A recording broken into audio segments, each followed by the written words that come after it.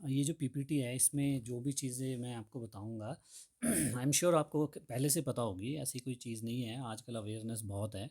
लेकिन फिर भी ये ना आप हमें रिफ़्रेश होने में भी थोड़ा सा हेल्प में करेगा डाटा, और जो डॉट्स हैं उसको हम कनेक्ट कर पाएंगे जो हम बातें कन्वे करना चाह रहे हैं। ओके, तो कहने का मतलब ये है मेरा प्राइमरीली कि भी मैं इसमें I am not trying to teach anything, but ये बहुत रेलेवेंट इन्फॉर्मेशन है। मेरे ब्रदर इन लॉ जो अब मलेशिया में रहते हैं, वो जब इंडिया आए थे तब मैंने उनकी हेल्प से जो है इस सारा डाटा को कंपाइल करके हमने ये पीपीटी बनाई थी। ओके, ऑप्टिमल हेल्थ जिसकी हम अक्सर बात करते हैं, तो इसमें देखने वाला पॉइंट ये है, अंडरस्टैंड करने वाला कि सिकनेस और वेलनेस को हम नॉर्मली कैसे अंडरस्टैंड करते हैं। जब हम किसी भी बीमारी का इलाज, बीमारी हो जाए पहले बॉडी में, उसके बाद हम फिर इलाज करने लगते हैं, उसको हम सिकनेस में काउंट करते हैं। वेलनेस इज़ समथिंग कि भी हम कुछ ऐसा लाइफस्टाइल अडॉप्ट करें कि हम बीमार ना पड़ें, बेसिकली मतलब हमारे जो अटैम्प्ट्स हैं वो हमारे को बीमार ना होने दें। ओके, तो अब सिकनेस तो बहुत बड़ी इंडस्ट्री है आज की डेट में, तो आप पूछिए मत हॉस्पिटल इंडस्ट्री में क्या है ना, कितने खर्चे जो हैं कितने इन्वॉल्व होते हैं, बहुत कॉस्टली हो गया ये सारे का सारा काम। और बीमारी की जब हम बात करते हैं, कुछ तो चलो बाय बर्थ होती है, कुछ हमारी एक्वायर्ड बीमारियां होती हैं। एक्वायर्ड में भी कम्युनिकेबल होती है, एक तो जो फैलती है, और एक होती है नॉन कम्युनिकेबल। तो पर्टिकुलरली हम नॉन कम्युनिकेबल वाले पार्ट पे ज़्यादा फोकस करते हैं, क्योंकि ये फैलने वाली पे बीमारियों पे जो है ना काफ़ी ज़्यादा कंट्रोल हो चुका है ना, साइंस काफ़ी एडवांस। लेकिन नॉन कम्युनिकेबल में जैसे ये देख रहे हैं आप, diabetes, heart attack, blood pressure, cholesterol, cancer, stroke, ये नॉन कम्युनिकेबल है। इनके साथ अगर हम रहते भी हैं, हमारे को किसी को ट्रांसफ़र नहीं होती, क्योंकि ये लाइफस्टाइल डिजीज़ कैटेगरी में आती है, जीवन शैली से पैदा होने वाली बीमारी है ना। और यही बीमारियों को जो है नम आज की डेट में, जैसे शुगर में बोलते हैं diabetes India is the capital. Heart, इसमें देखेंगे कि every every 12th person is diabetic, ऐसा कुछ डाटा हमने सुना था पिछले दिनों। हार्ट के बारे में ऐसा बोलते हैं कि एवरी 33 सेकेंड्स में हार्ट अटैक होता है। ठीक है, रेस्पिरेटरी डिसऑर्डर्स आपको पता ही है, टॉप 4 में आते हैं, है ना, सांस से संबंधित। मोटापा बहुत ही प्रेवलेंट हो गया है, कॉमन हो गया है, जो सोर्स है सारी बीमारियों का।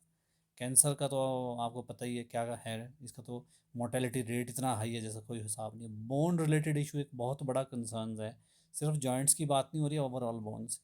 तो ये वाला स्लाइड बड़ा इंपॉर्टेंट है कि वर्ल्ड हेल्थ ऑर्गेनाइजेशन ने ये बताया कि पुअर डाइट और एक्सरसाइज ना करना उनके हिसाब से सबसे बड़े कारण उन्होंने डायग्नोज किए हैं इस चीज़ में। पुअर डाइट का मतलब ये नहीं होता हम कम खाते हैं, पुअर डाइट का मतलब होता है कि हम वो खा रहे हैं जो शायद हमें नहीं खाना चाहिए, और जो हमें खाना चाहिए वो हम खा नहीं पाते।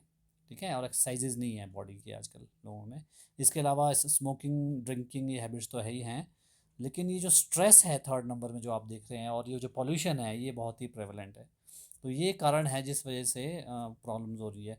दुनिया भर के तनाव हैं, वर्कलोड्स आजकल ज़्यादा हैं, मेमोरी के इश्यूज़ हो रहे हैं आजकल लोगों को, और अर्ली प्री मेच्योर एजिंग हो जाती है, बाल सफ़ेद होना, बाल झड़ना, ये सारी चीज़ें। ये दो फैक्टर तो सारी दुनिया ही जानती है कि हिंदुस्तान में कितना ज़्यादा पेस्टिसाइड्स का छिड़काव होता है ना। और दूसरा कि भी जो फास्ट फूड में डिपेंडेंसी कितनी ज़्यादा हमारी सबकी हो गई है।